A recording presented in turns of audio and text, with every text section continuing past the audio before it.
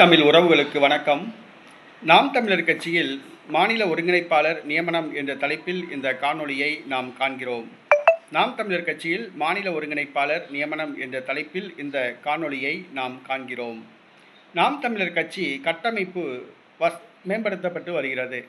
கட்சியில் செயல்படாதவர்கள் நீக்கப்பட்டு புதிய பொறுப்பாளர்கள் நியமிக்கப்பட்டு வருகிறார்கள். கட்சிக்கு புத்துணர்ச்சி ஏற்படுத்தப்பட்டு வருகிறது. கட்சி புதிய வேகத்துடன் செயல்பட ஆரம்பித்துள்ளது. 2026 சட்டசபை தேர்தலை நோக்கி கட்சி பயணிக்க ஆரம்பித்துள்ளது. இந்த சூழ்நிலையில் நாம் தமிழர் கட்சிக்கு புதிதாக ஒரு மாநில ஒருங்கிணைப்பாளர் நியமிக்கப்பட்டுள்ளார். மதுரை வடக்கு தொகுதியை சார்ந்த ஜெயக்கொடி சிவக்குமார் நாம் தமிழர் கட்சியின் மாநில ஒருங்கிணைப்பாளராக நியமிக்கப்பட்டுள்ளார். இவர் மதுரை மாவட்டம் மதுரை வடக்கு தொகுதியை சார்ந்தவர். வடக்கு தொகுதி செயலாளராக ஏறத்தாழ நீண்ட காலமாக அவர் செயல்பட்டவர். வடக்கு தொகுதியில் கட்சியை கட்டமைத்தவர், பல போராட்டங்களை முன்னெடுத்தவர்.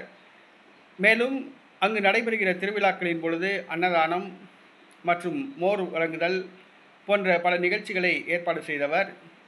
பல கண்டன ஆர்ப்பாட்டங்களுக்கு ஏற்பாடு செய்தவர். கட்சியில் உறுப்பினர் சேர்க்கை முகாம் நடத்தி கட்சியில் அதிக உறுப்பினர்களை சேர்த்தவர்.